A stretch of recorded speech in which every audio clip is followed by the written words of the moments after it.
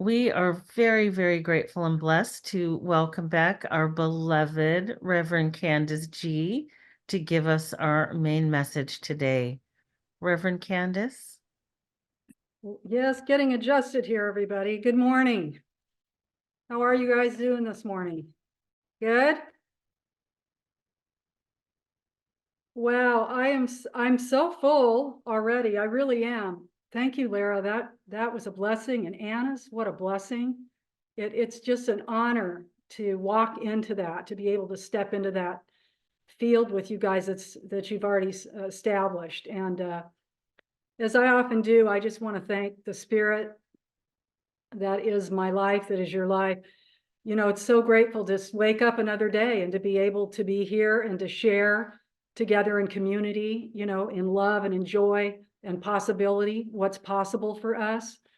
And I'm a little emotional, but I thank you, Lara. I have been to Montgomery and Selma several times, and I have been to the Equal Justice Initiative. And yes, it is heavy and for me necessary. And I am really grateful that you mentioned that.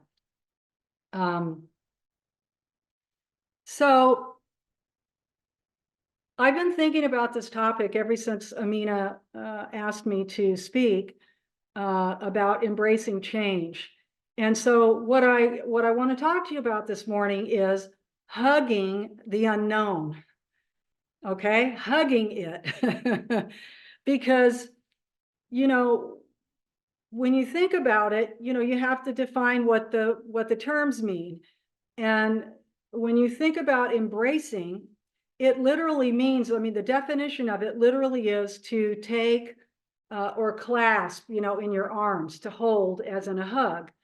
And so, you know, as Lara shared, sometimes it's, you know, when we're changing and we've chosen the change, it still, you know, can bring up some reverberations in us, but oftentimes change comes unexpected.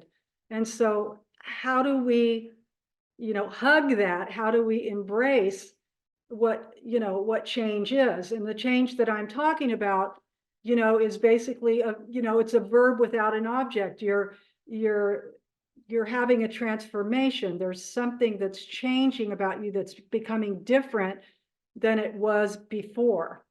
And so this is what we get to do all the time as human beings. And, you know, we just entered into spring, and I do love the seasons because, you know, each of us can witness these individually and collectively. And, you know, when we see the seasons change, it informs us that, you know, we're moving out of winter where things have been dormant and still, and there's been some, you know, regeneration happening, even though sometimes there's an appearance of deadness, but there is something, it's a time to rest. It's a time to allow for renewal. And then, you know, as we see change, depending on where we are, how we view it through our individual prisms, where we are at in consciousness, it can be scary and it can stir things up in us. But the beautiful thing is when we allow for the renewal to happen and seeing it as the spring starts to come and flowers start to bloom and, you know, the green appears, we're reminded of what is natural, what's part of nature. And so it is in us, in our lives, especially in our souls. You know, this is a requirement for each of us to grow and develop and unfold as spiritual beings having a human incarnation. And so while sometimes the changes that we go through seem very scary and do stir up a lot of stuff in us, and we don't know the answers and we become fearful and whatnot, the truth of the matter is at a soul level, we know that for us to progress spiritually, for us to grow and develop and unfold and get better and better and better, and to be able to navigate life better and still be able to shine and radiate this light that we are, this love that we are, we have to be willing, or we have to come to a place of surrender inside of us. And so I've been thinking about this a lot, like, what does it mean to literally hug the unknown? the unknown it really tends to stir up the pot, so to speak. And it requires us to have a spiritual practice, to have a community like Inspire, to have one another to lean into when we're going through this change. And isn't that wonderful that we do get the opportunity to do that?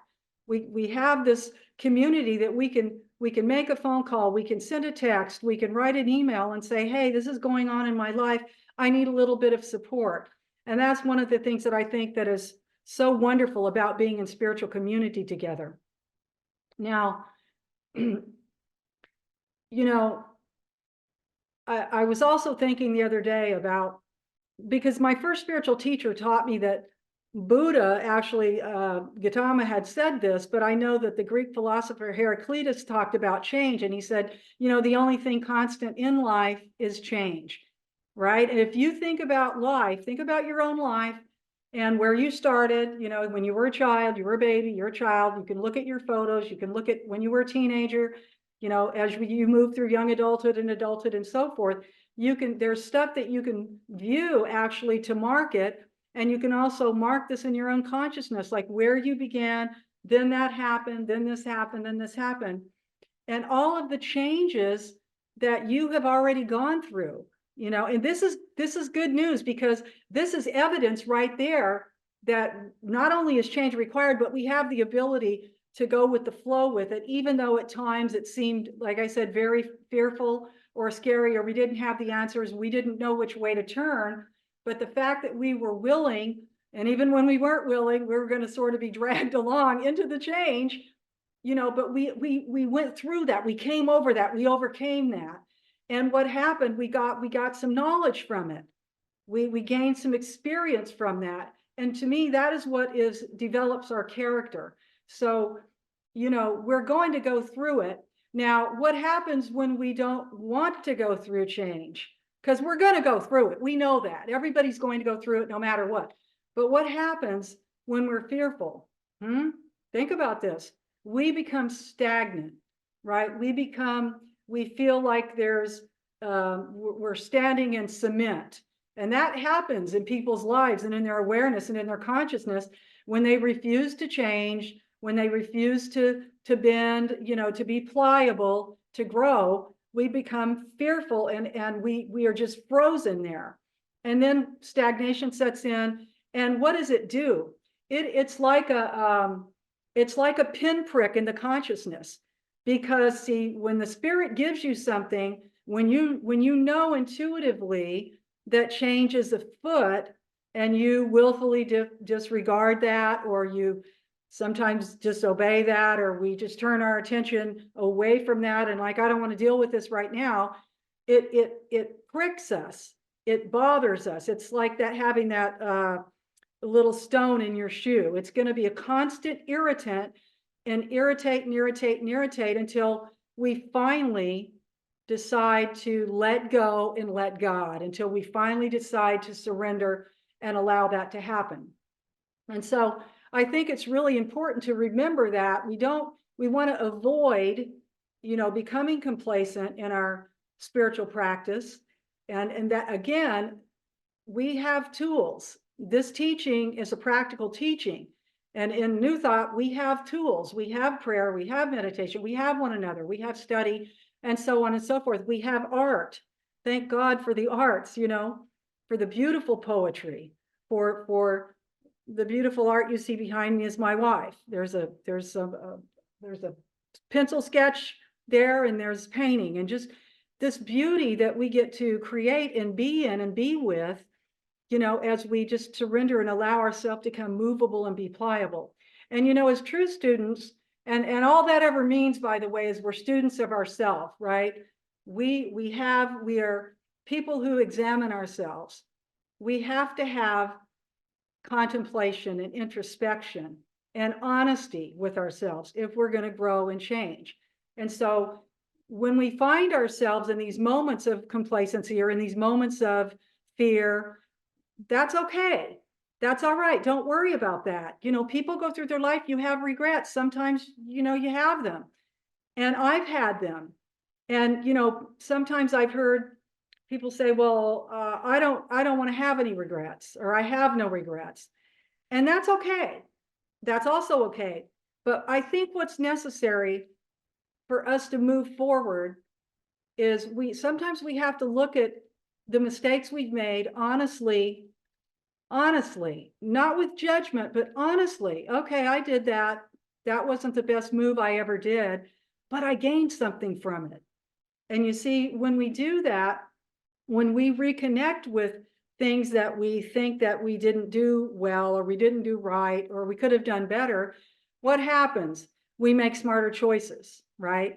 We do things better, whether it's in our performances, in our work life, in our interactions with other people, in our relationships with other people. We're gaining something. So even in regret, there's benefit. In every mistake, there's benefit, because change is always going to happen. But again, as truth students, as we move through it, we've got these tools now. So when stuff is coming, stuff is happening, especially the things that are unexpected in our lives, we have that opportunity to step back and take a look and say, wait a minute, take a breath. Okay, I see this is happening. I see this is up. And this is the great thing about humanity. We have the ability to overcome and come over everything that is put in our path. So when we're hugging the unknown, we're saying, okay, I might feel a little bit of fear, a little bit of trepidation, a little bit of concern, a little bit of worry, but I'm going to do it anyway, because I know God has me. I know love has me. I know life has me. And so I'm going to hug it anyway. And I often think about, Jesus and his example. Today's Palm Sunday. And if you know the story, this was a time that he chose to go into Jerusalem when he knew what was going to await him. And he did it anyway. He did it anyway. And as he was coming into the city, people were throwing their coats down on the ground. They were throwing palm leaves out for him, because he stood for the oppressed and the marginalized, and he was there for them. He was there for everyone, but he wasn't going to be stuck in cement and in fear and anything. And so I think about that example.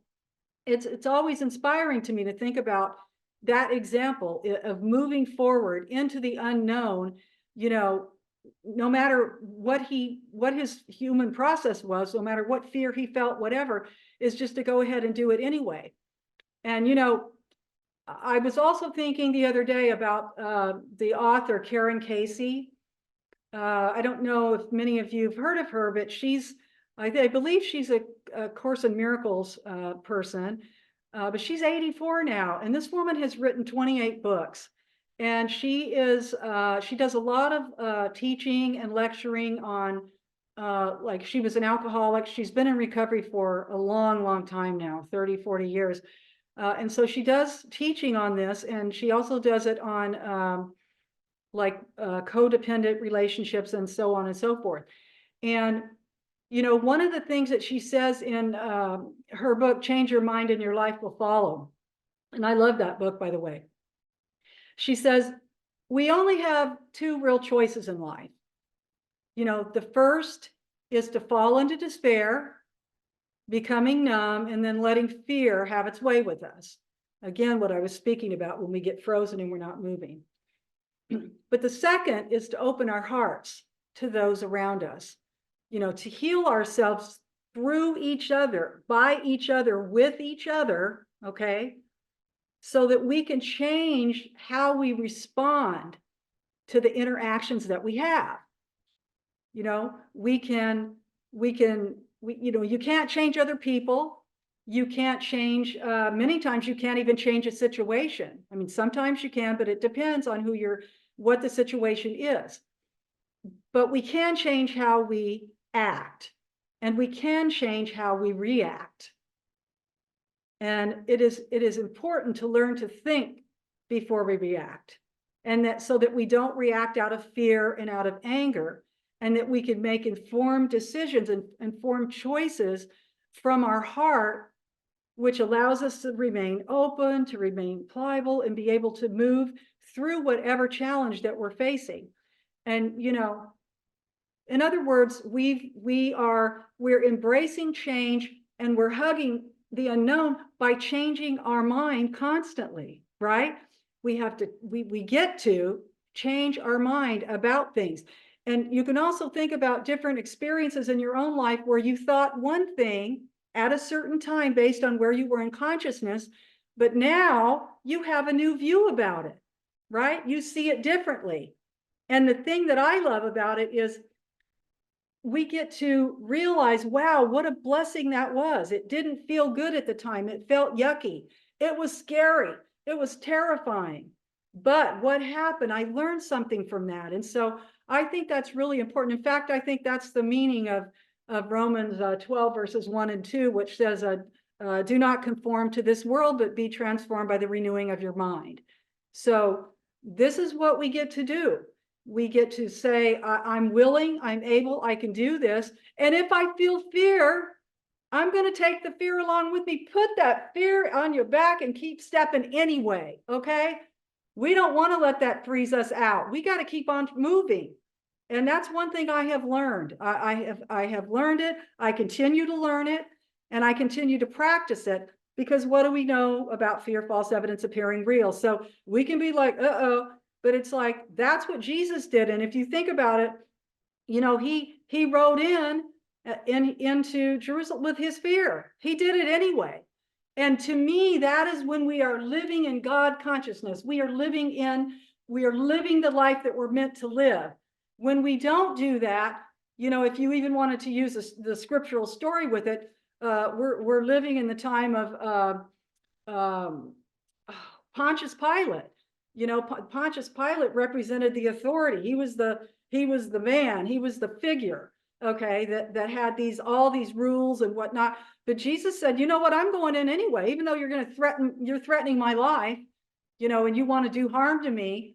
I love people. I love humanity. I've got a mission. I'm on a call, and I'm going to do it anyway. And each one of us have a mission and a call. Each one of us have a purpose, a right, and a reason to be here.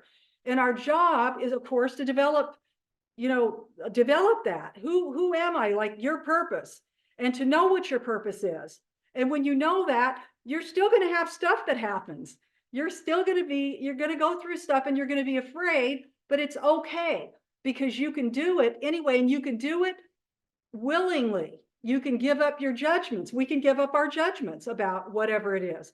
And if we have thoughts that go on, that's fine. But our focus ultimately has to be on the self, right? We have to learn how to mind our own business, because guess what? I can't plant in my garden. It's springtime now. I can't plant stuff in the garden if I'm sitting here looking over the fence at your yard, so to speak. I just can't do it. Then my attention's over there instead of my attention being right here, right here, right here. Okay. So it's important that we stop focusing. In other words, that's just a metaphor for focusing on our problems, looking over the fence at someone else's yard. Don't focus on the problem. Focus on the solution. Focus on what's possible, what's trying to happen. That's how we embrace change. That's how we hug the unknown, is by just going forward anyway.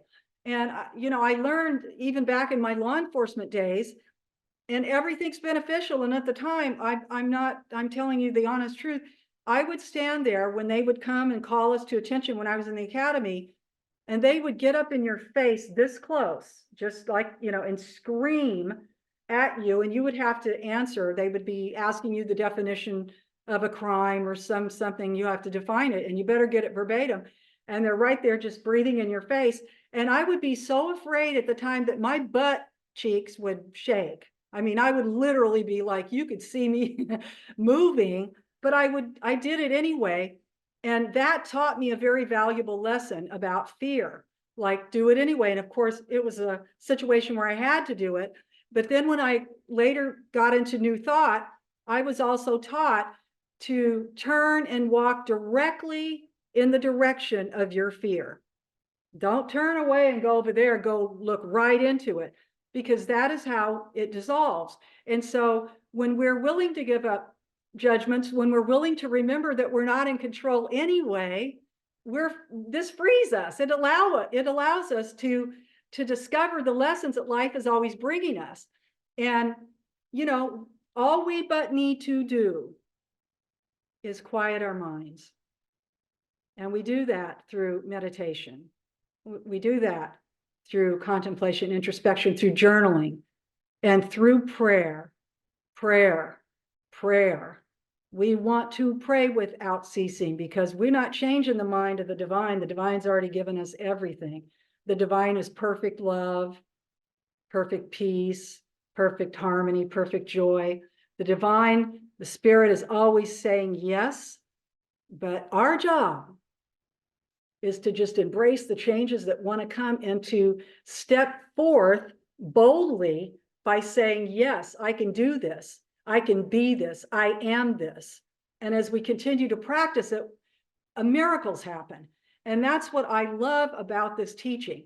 So we have to train ourselves through our daily practice, that when stuff comes up, we can embrace it. It may not feel that way in the moment. It may scare us even and terrify us in the moment, but that's okay. That's all right, because we take a breath. We take a breath. Or we go into meditation. We go into contemplation. I need to get still right now. I need to get clear right now.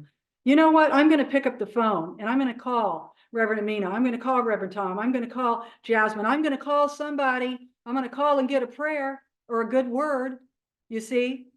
Or we say, you know what? I need to go and be of service right now. There's so many ways, so many tools that we have to embrace this change. And so I just want to encourage everybody this morning to, if you feel fearful about something, get clear about what's underneath that, okay? Because we know, again, I'm just reminding us, change is afoot, we're going to go through it, sometimes voluntarily, sometimes not, sometimes expected and planned, sometimes not. But we just want to hug it. We want to say to ourselves, with knowing that God has me, and I of myself do nothing, but it is the spirit within me that's doing the work. It's love within me. And then guess what happens? There, you shift, you change, you get more and more and more confident as you move on in your journey, and you know that you are cloaked, okay? Your armor, your cloak is a coat of many colors, right? It's the verities of the spirit that you have developed in you that allows you to move through this time. And there's a lot of upheaval going on. We know this. We're bombarded with it every day, bombarded with it constantly. But so we have to have a rooting in there. And one of the things that I love in scripture, in Isaiah chapter 43, it says, do not dwell on the past. God is doing a new thing in each of us every day, right? That's what's really happening. And so with each new experience, we can learn from the past and we can grow into our fullest potential. And that, to me, is what embracing change is. And we can do it. This is our charge, as a matter of truth. We can do it. We're here to continue to put off the old, to embrace the new, the fresh. In the way that we move in this world, we're armed with that love of God. And that's going to take care of everything, because guess what? It has taken care of you up to now. Is that not so? The Spirit, God, your friends, your loved ones, your family, whoever they are. And your family, by the way, is anyone that sees the truth about you and affirms that for you and with you, and vice versa. So we move through with all of these tools and all of these blessings and opportunities so that we can embrace it. And again, I'm reminded of this. I have to practice what I teach. There is no other choice for me. And I am no different. I have stuff that comes up from time to time, and I do feel fear. I do feel fearful from time to time. And sometimes I am triggered, but I have the tool bag, you see, and I work on keeping my tools polished and clean, because I want to be able to reach into that toolkit. And I do, and that is a practice. And so we are We get to do that. And you are, each one of you are amazing. Each one of you created in the image and after the likeness of divine spirit, clothed with power and authority to shine and radiate who you are. And no matter what they say, no matter whatever is coming out there, it doesn't matter. You get to be you anyway. That's all we ever have to do is be ourselves and just be authentic with ourselves. That is our mandate and our charge. And when we do that, the outer doesn't matter.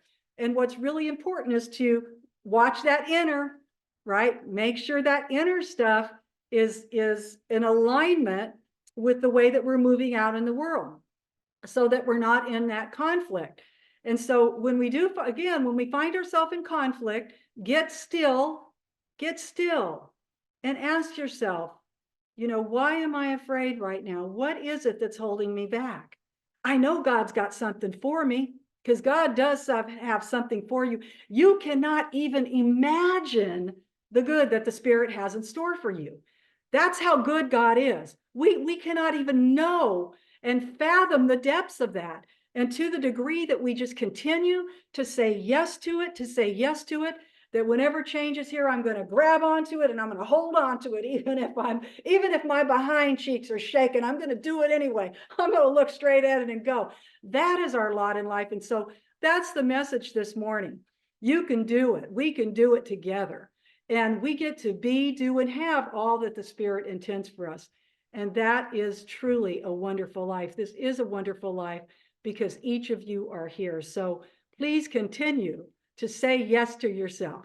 Continue to say, I can, I will, and I'm able, and just allow your light to shine.